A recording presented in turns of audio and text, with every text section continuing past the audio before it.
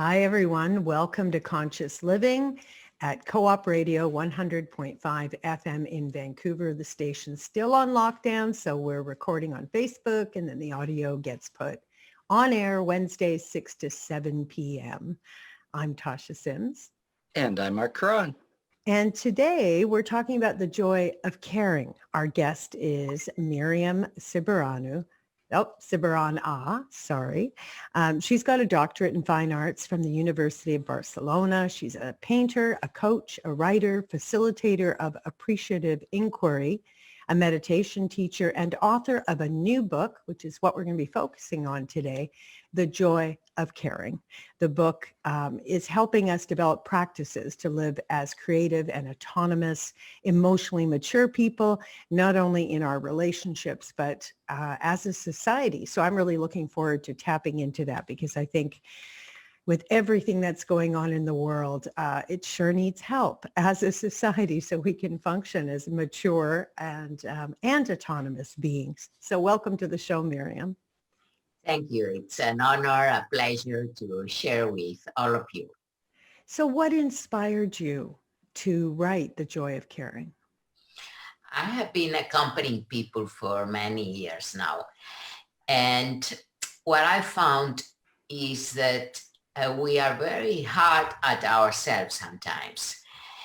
We are very judgmental towards ourselves, critical, and so I thought, even in the culture of caring for oneself, some people take it in a way that it's very heavy. It's not the joy of caring for the self, but it's something heavy that I have to. Mm. And so I felt we really need to include joy in all what has to do with caring. And there are many dimensions of caring. And even sometimes you see people going to the gym or running, but they're very, serious faces. It's like it's not the joy of doing it, but it's like I have to, as if it's an obligation. The burden of it, yeah. Yes. And so in terms of relationships, if we can get really specific, it seems to me that people pleasing, trying to make people happy, feeling like you have to do something, or feeling guilty if you don't, all those kinds of things have the weight that you're talking about. So what is it, first of all, why do you think we are so, I want to use the word programmed, because it's almost like a program, to be so with obligation, with this idea of shoulds and shouldn'ts? Why do you think so many people are programmed that way? I think if we go backwards into the depth of this question, I think first we are afraid of being rejected. And so we program ourselves to please others and to do what we think is the right thing to do, but thinking about others, about pleasing others, and not about what we really feel or we want to do. And so we are programmed in the sense of being influenced by our fears to be rejected, our fears to not be enough for the other. And this creates sort of a program of certain beliefs that are connected with our need of being in community, our need of being relational, because we are relational as human beings, we are relational. And so when these beliefs is very strong, it becomes like a program that we have to please others. We have to be like the others want us to be. And even, for example, I have a friend, and she's in her 60s, and she published her first book recently. And she told me, I wish my mother was alive. She would be so happy that finally I made it. And I was shocked about these comments that still the influence of the vision of the mother who died many years ago, still that influence that finally I could please her. Finally, she would think I am someone because I have published the book. So that's just an example of how that vision of others, like in the case of this woman, the vision of someone who died long time ago, but it has an influence in it, like programming. We see sometimes we are acting, thinking, okay, how would my father, my mother, my beloved, my teacher think it should be done in this way or that way? Right. So your focus is it to help people understand an alternative to that kind of habitual thinking? Is that part of what drives you?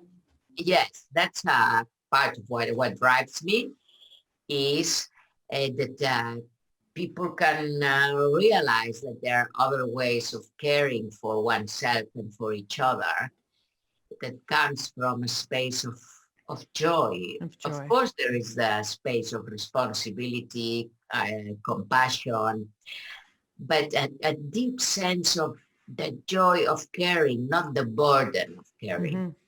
So let's get into how you do that, because I'm sure heads are nodding as people are listening. They're going, yeah, I do that. I try to make people happy, or sometimes I'm tired and someone asks me to help them move and I say yes, but I really don't want to. Like everyone's aware of all the places where caring isn't joyful. I think they're aware of that and they do it anyway. How do you start? Let's just get really specific with shifting from a place of obligation or trying to please others to, well, I want you to define it. I would say an internal sense of power. That's where my joy comes from. It doesn't come as long as I'm outside of myself. I'm not in joy. I'm creating some kind of mask, or something is trying to get something. Like when it's externally referenced, I feel I'm out of joy completely. But when I'm inside, even if I'm sad, I'm in joy because it's Yeah. like the right location. So that's my language. But I want to hear it from you. What would be the first step for a person to begin to understand that concept that there's this other way?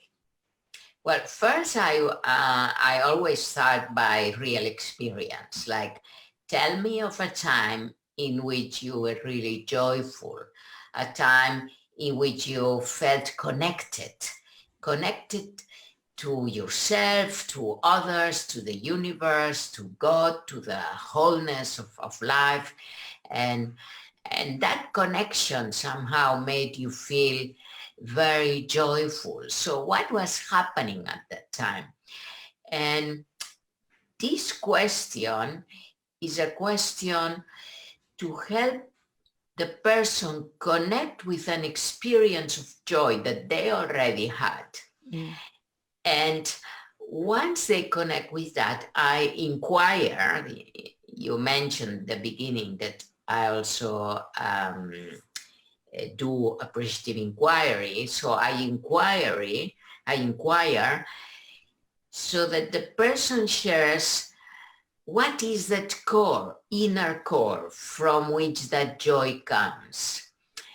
And that inner core, you were saying going inside. So that inner core, I call it the positive core or the healthy core or the vital core. So it's a center inside from which the fountain of joy, of love, of caring comes from.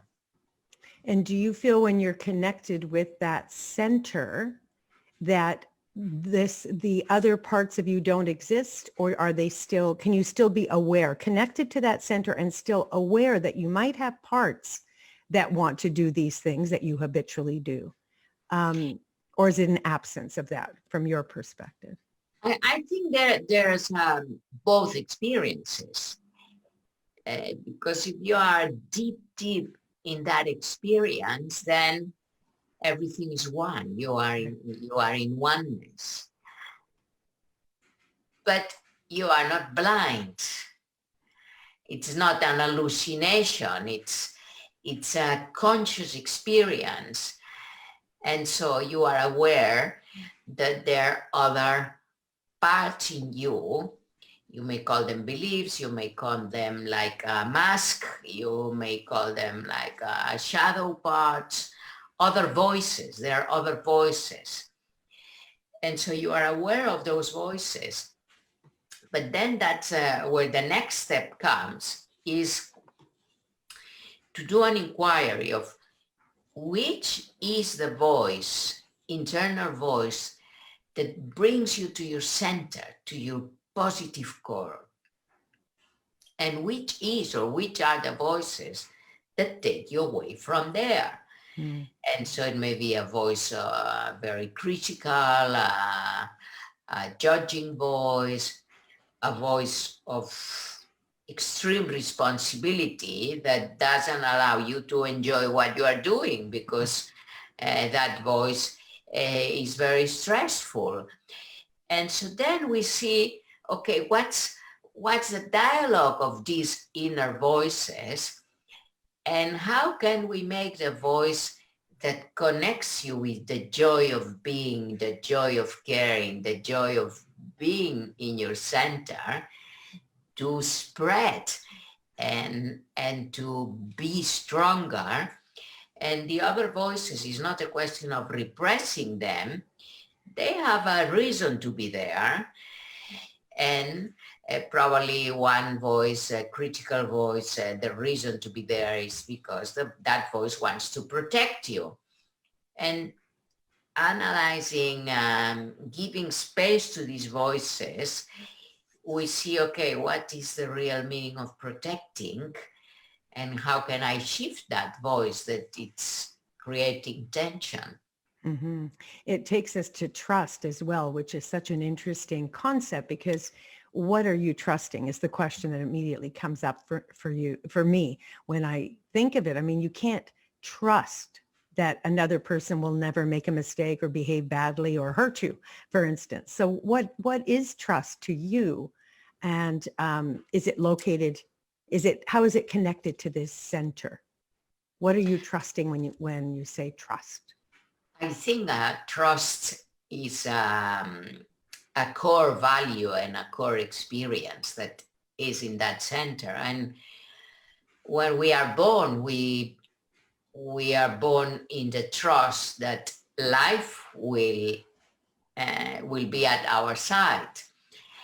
And so there is a trust that we all have, which is the trust that the sun will rise again tomorrow, and that the floor will hold us, the earth is not going to send us out. So there's some sort of trust that it's already innate in us. But then, because of being hurt, because of having expectations that are not fulfilled, because of being too harsh on ourselves, somehow this trust diminishes. And what we do when we connect with this core being that is a being of light, a being of joy, we strengthen our trust. And what are you trusting when you're in that place, in your core? What is it you're actually trusting? And that's a very good question.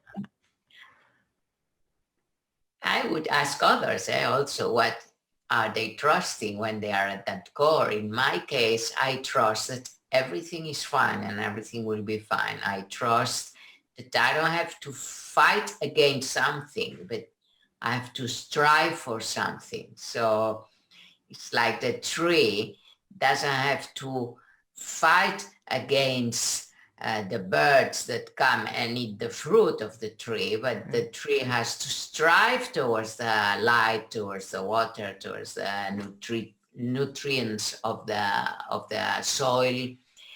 So at that moment, you feel you trust life. Yeah, I like that. I like it. Do you want to answer it, Marc, just for fun? We'll all answer the same question because you're right. Yes, It's going to be very personal, isn't it? yes, let's do it. Yes, Yeah. Marc, you're very silent. Yes, I am. I'm running things behind the scenes, kind of listening. Can you please repeat the question? No. Well, I want to make sure I have clarity before I answer. You go ahead. You ask him. Do your inquiry, Miriam.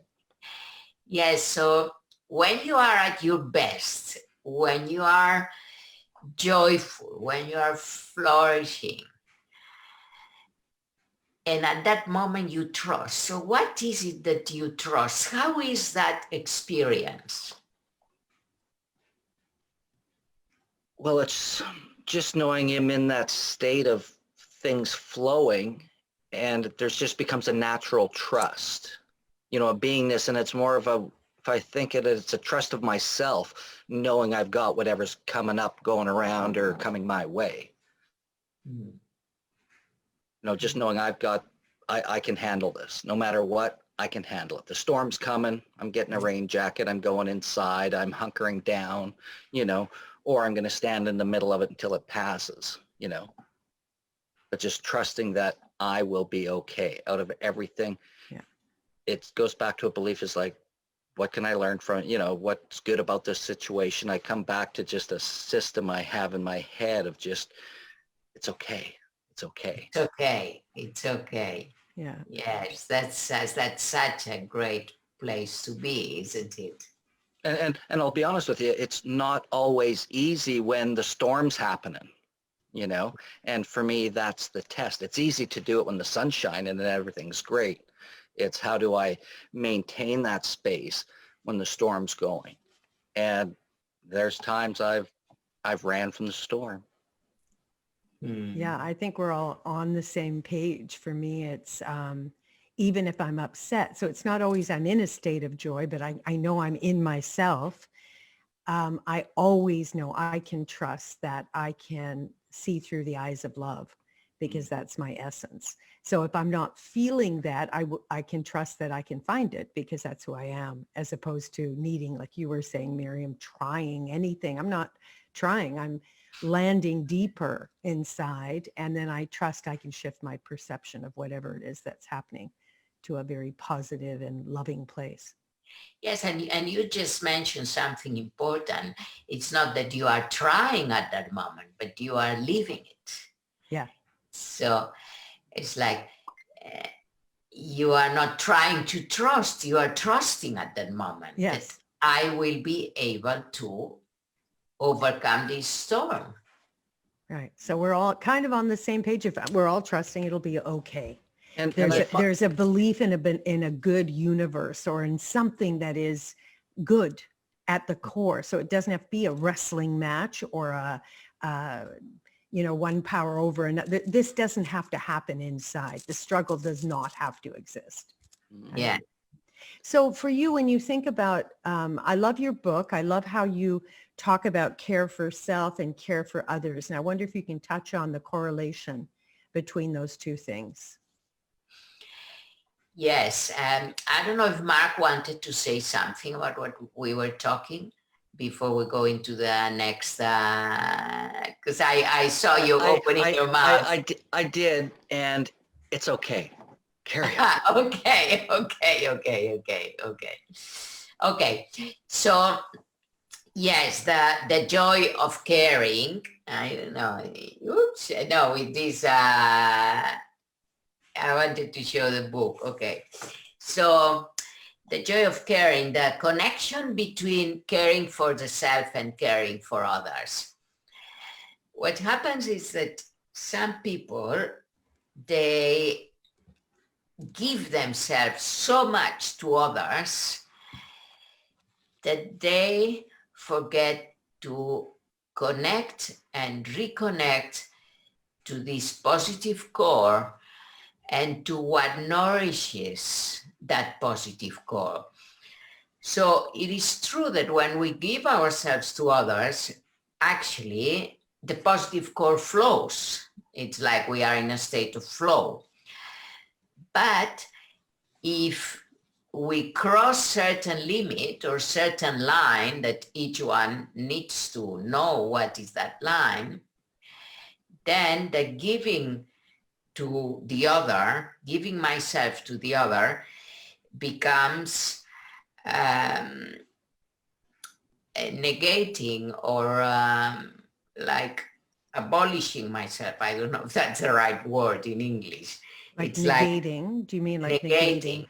Yes, it's like I don't listen to my needs anymore because I am only trying or actually doing, satisfying the needs of others. And I find that this leads to exhaustion and leads to lack of balance in relationships. And so it is so important that by caring for others, I care for myself at the same time. It's not two different activities. Mm-hmm. And so it's like there is the need to do it from a space of being fully conscious, so that from that space, I can actually give to others, but I realize it's like it's life giving through me to others. So it's like I become an instrument. I connect the positive core of the other to my positive core, and then the energy of life flows, creativity flows, and joy flows. And so thank you for this question, because yes, they're very much connected. And actually in Spanish, it's called el placer de cuidarnos, and cuidarnos has two meanings: caring for oneself and caring for us. Wow. So it includes others. So and when someone is suffering or in pain, what do you think truly helps? Are there some commonalities that we can talk about that are helpful when you see someone suffering? Because I know what isn't helpful from having experienced it myself. I don't want to hear advice. I don't want you to fix my problem. So what is it that we can do that is helpful when either someone else is in pain or we're in pain? Well, first, just be present and embrace the moment. It is fine. Don't fall into the need of wanting to save the other from their pain. They have to go through whatever they have to go. They are going through whatever they are going through. And just being present can be like being a sponge that sucks the pain of the other out, but you don't consume it if you are present from your core. If you are present from a space of listening, in which you absorb all what the other says, and you try to fix it, or you try to save that person, then you become exhausted and you actually are not helping. And the other thing is not fall into the me too. Oh, me too, it also happened to me. Because let's say your mother died and my mother died too. So you're suffering because you are, it just happened a few days ago. And I said, oh, I understand you, my mother died.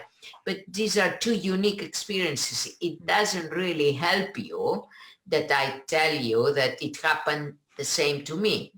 But sometimes, because we don't know how to help, we go into the, me too, it also happened to me. Oh, you broke your ankle. Oh, yes, I understand you. I broke my ankle too. Well, but we are two separate people. So actually, when I say me too, in that context of it also happened to me, I am not letting you explain or share fully your situation. I cut it off by saying, oh, yes, I understand you because it happened the same to me. Mm-hmm. And so I think that this is one of the important aspects to take care of, not falling into me too, not falling into wanting to save the other, and to be present from a space of non-judging. Oh, you're suffering because you did this, it's your karma. No, I mean, we don't know the story fully of that person, even if that person is very close to us. Mm-hmm. So non-judging allows the person to open up and to feel it's okay. It's okay to suffer also, And one thing we know is that it will pass. And I love how in your book you talk about asking yourself, what have others done for me when I needed to be cared for? If you've had that positive experience, to reflect upon it so you understand what works and what doesn't work, what is helpful and what isn't helpful. I thought that was a great question to ask yourself. Yes, because as you said, that for you, it didn't help you when someone gave advice. So then I should think, well, we are not the same. Maybe someone wants advice. So I can ask them, would you like me to tell you what I think? What is my perspective of this? And maybe the person just needs a silent, loving presence. Right. So, yes. Yeah, it's good. What do you talked about, you didn't use the word acceptance. What word did you use? Being non-judgmental, which would mean that you're receiving this information. But I want to touch on acceptance and what that word means, because we're living in such a time, it's so volatile. People are so reactive. And much of what people say sometimes could be very difficult to accept, especially if it crosses your boundaries or goes against your moral compass. Or, there are a lot of things that even in trying to hold space for someone, that exchange, it feels to me as a society, it's fraught with reactivity in a more intense way than ever before. So if you could talk about acceptance and how to navigate a situation where you want to be a caring person, but what that person is sharing crosses your boundaries or hits your moral compass in some way that you feel it very difficult to accept what they're saying. Do you have thoughts on that? I think it's a very good question. Actually, I spent several pages in a chapter, that calling accepting. And one is that what is. So this doesn't mean that we don't strive to make situations and life better, but it means that what is, if it's raining, it's raining. So when someone is sharing negative words or sharing something that is painful, first of all, I have to learn to protect myself in terms of, if I am in my positive core, which is light, there's no knife that can cut the light. If I want to cut the light with a knife, it's not possible. And so when I'm in my stage of light, I don't feel those words are painful or are so painful. And I can sort of be a mirror for the other person to listen to themselves instead of reacting. If I react, the other doesn't listen to themselves. So I remember once someone very loving to me, a very close person to me, was very upset with me and started yelling at me. And I smiled, not laugh, but just, like a Mona Lisa smile, like a soft smile. and peaceful. And the person, after a couple or 3 minutes of yelling, or I don't know how many minutes, she said, well, there's no use that I yell because you don't seem to react. And she calmed down. So sometimes the reaction of another is not directly connected to us. It's connected to their story. And if I'm in my positive core and I am centered, I'm connected with that inner space, I will be more resilient. I will have compassion. I will think, well, that person is a slave of their own habits. And so I will have more compassion than anger towards them. But that requires quietness and to live a bit more slowly. Instead of if we are rushing everywhere, then we react and we are overreactive. So one of the things that Can I ask a question about what you've just said, Bill? Please. Yes. So I hear that one option is to ensure that you are not in a reaction, to stay centered in yourself, to find some neutrality so you can have compassion for that person. But I think as there's a lot of, I want to weave it into activism, which requires you to speak. It is not about not speaking. We have not spoken for a long time about things that were not right.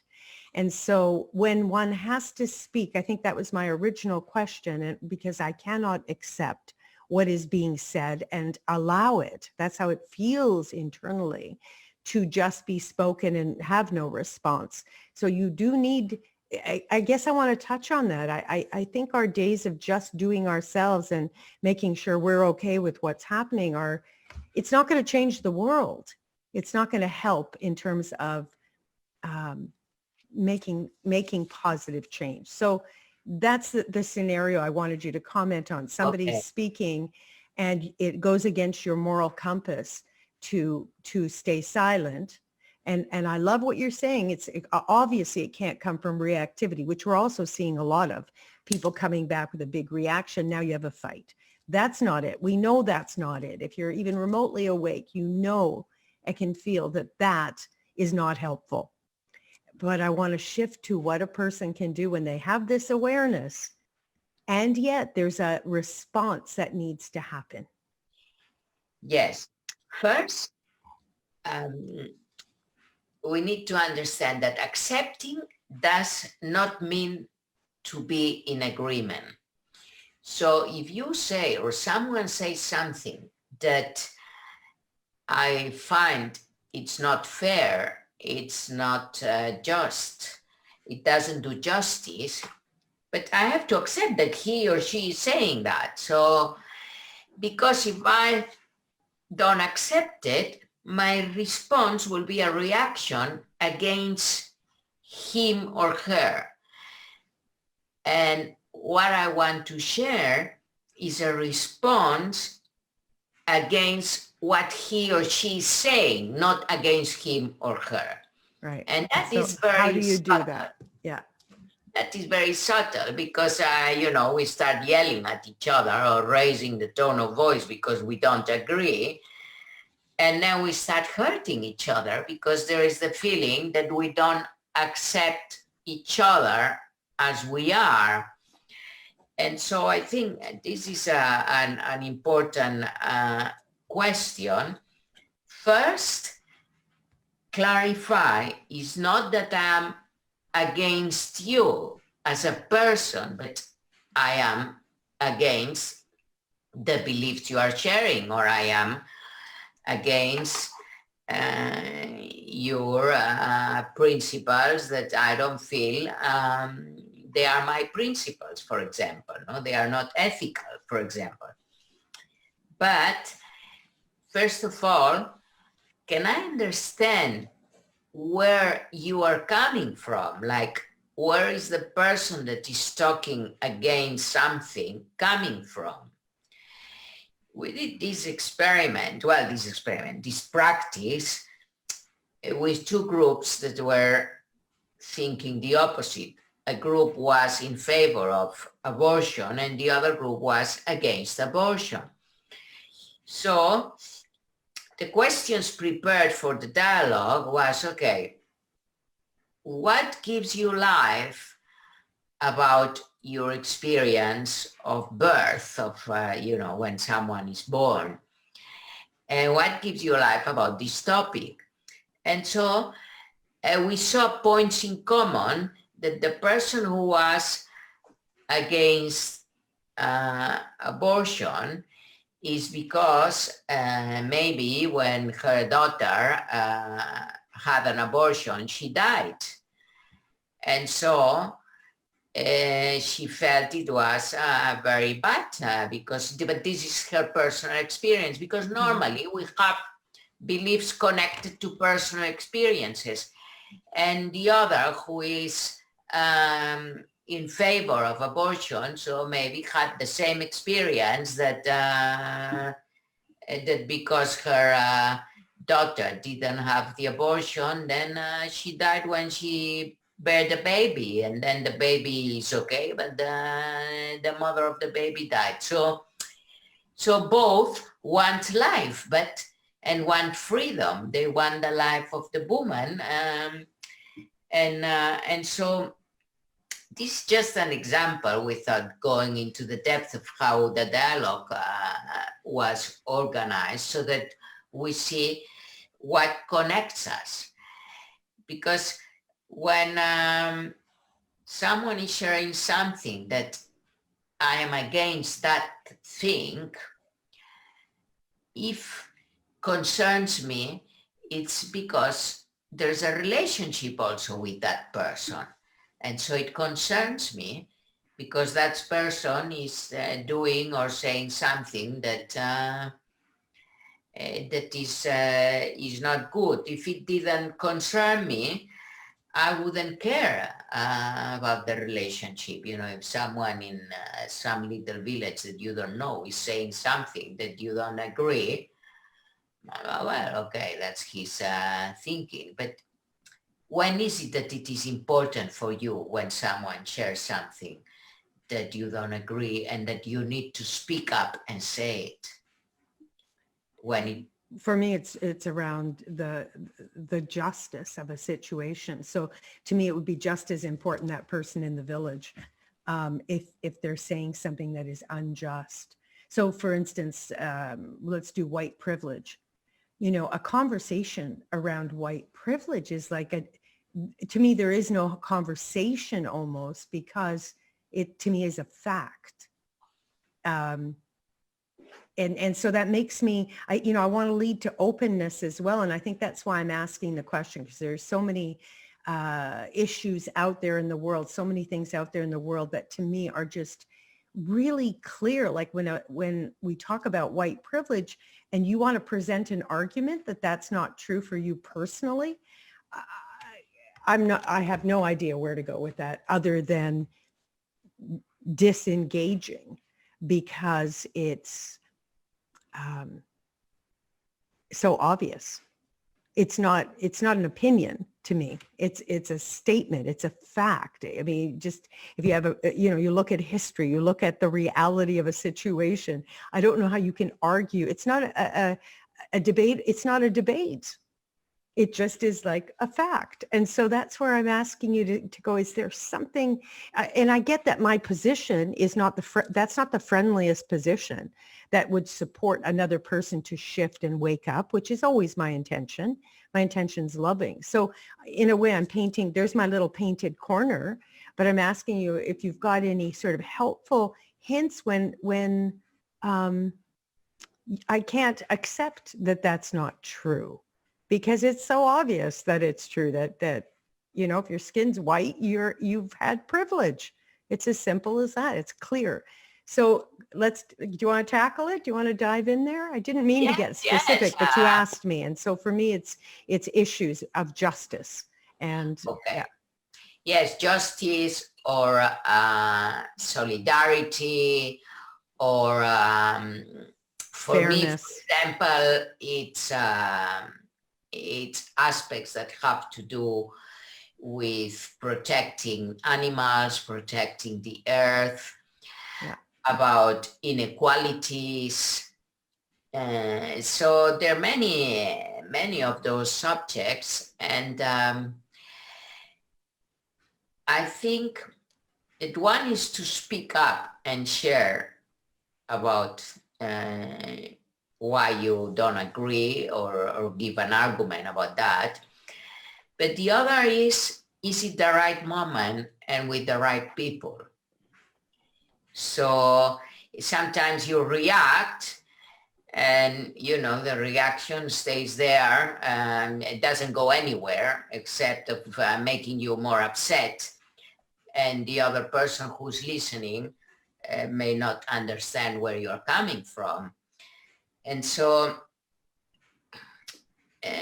when is it useful, in which aspects, in which places, the time, the right relationship in the right place, and not just a burst of this or that, but with wisdom, in that sense, with wisdom. And yes, I agree with you. If someone in a little village says something that is really damaging nature, we have to speak up and maybe call the mayor.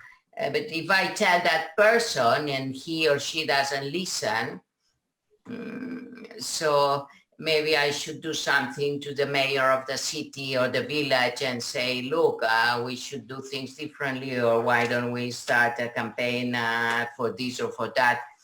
So in that sense, I consider myself an activist, and I have been in many different activist roles, and whenever I cannot be there, I support economically. For example, at this moment, I'm supporting the project of Open Arms. It's the only boat at the moment that is still going in the Mediterranean, and every day, like a couple of days ago, they got 195 migrants that were coming from Africa, and they are sort of lost in the middle of the sea in the Mediterranean. Wow. So maybe I cannot go into the boat and do it, but I can support, and I can spread that voice in social media and share it like I'm sharing here and now. So I think that acceptance doesn't mean that you agree, but I accept that the situation is such that there is such greediness and such fear that the boats, the big boats that cross the Mediterranean Sea, they don't stop to save these people, because otherwise they will get problems in the next port when they stop. So I have to accept that this is the situation, but doesn't mean that I agree. Right. And so really, we've only got about 10 minutes left. So if we were to look at how we all can participate in the best way to continue to create a culture of caring. So we've got caring for self, caring for other, and then caring for the world at large. And as you say, every creature that's in it. What is it individually that you would invite listeners to do to kind of to facilitate that so we can become a culture of compassion? Well, first we have two very sacred spaces within, which is the mind and the heart. So care for every thought that you think, care for every feeling that you have, because this mind, which is an incredible instrument that we have, creates so many wasteful thoughts and negative thoughts or unnecessary thoughts. And this is tiring, and it doesn't give clarity. And also take care of your feelings, so that your feelings are feelings that connect you to life instead of disconnect you with life. And when your feelings and emotions are more positive, more open, then you relate better to others and to the world. So if I have anger or sadness or anxiety, it will be more difficult for others to come closer to me. But if I am joyful, I am peaceful, I am loving, it will be much easier for people to come close to me and me close to others. And so my caring will be more whole, because it will be coming from that positivity inside, which is full of life. So I would start by taking care of the center, how you feel, how you think, and train your mind to have less thoughts, but more powerful, positive, impactful, full of good intentions. Do you feel your book can help people do that, learn how to do that? I think so. I think that I wrote it from that space of the joy of caring. And so, yes, I wanted to show the cover of the book because it's a painting and that it's like full of flowers that open up. And so caring is like being that flower that opens up and gives fragrance to others and shares your color. And one of the things that I share in the book is about the importance of compassion. And compassion, it's a way of loving, which is more than just loving. It's understanding the other, is being with the other. It has the root compassion. It's like community, communication. That root of in the word comes from Latin, and it means including the other. Mm-hmm. I have a question. I know we're running low on time. Now, what happens in a situation where you think you're caring, you think you're compassionate, you think and feel you understand that other person, and you're there and you're present with them, yet they still don't feel that from you? What do you do there? Because I know I've, maybe experienced that maybe once in my life. Yes. If not more, obviously, but I know that it's happened, and I know that it's happened with other people where you're there, you're present, you're caring, but it's not what the other person needs in what you're giving them, if that makes sense. Yes, I think these are two things, two aspects. One is you are thirsty and I'm giving you the best food I have, but this is not what you are needing. So here is what is my ability to listen and to really feel and inquire in what you need. And second is that some people feel they don't deserve being loved, and they close themselves in a space in which no matter how much you give, they don't feel they deserve it, and they reject it. And maybe they don't say they reject it, but you are aware that they are not receiving what you are giving them. And so that's when the person maybe has had a lot of pain or has had a very difficult childhood, and somehow they feel that they don't deserve to be loved, to be cared for, or that if I accept that you care for me, it means I am weak. And so what we started the program with a question about being programmed, and that the person may feel, okay, better I don't use or accept anything from others, because otherwise I will be seen as weak, or maybe I will have to give you something in return. I mean, the mind is so complicated. Yes.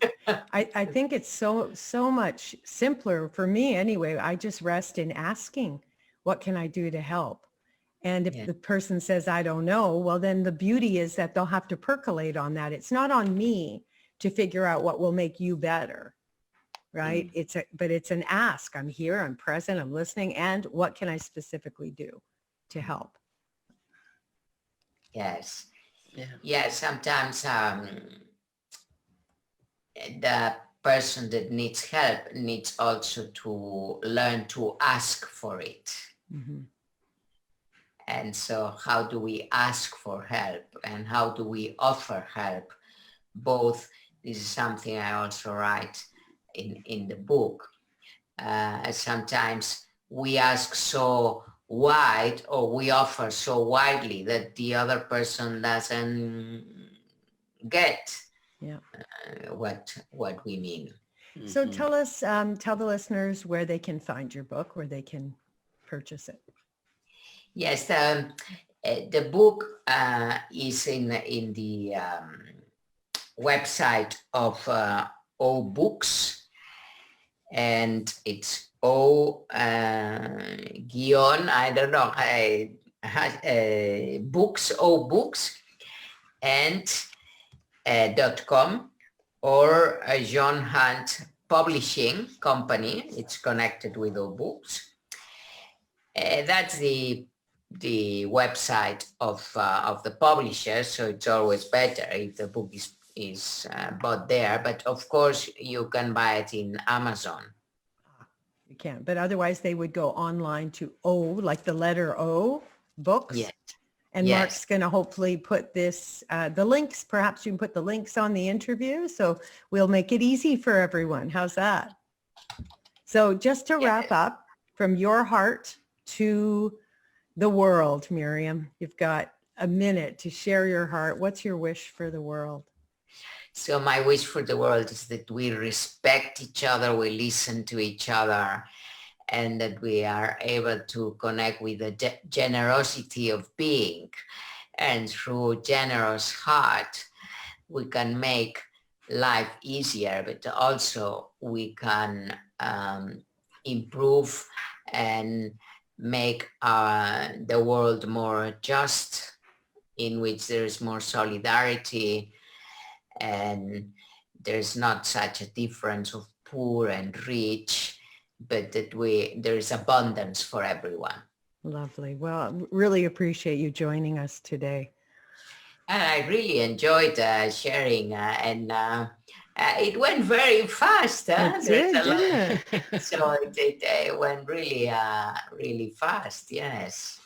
Well, thank you. And we've been speaking with Miriam Subirana, and all the links will be available both on this page, but then also listen to the show on Conscious Living, Co-op Radio 100.5 FM, Wednesdays, 6 to 7 p.m. I'm Tasha Sims. And I'm Marc Caron. See ya. Bye now. Thank you. Thank you very much, everyone. Adios. Thank you, Miriam. Adios.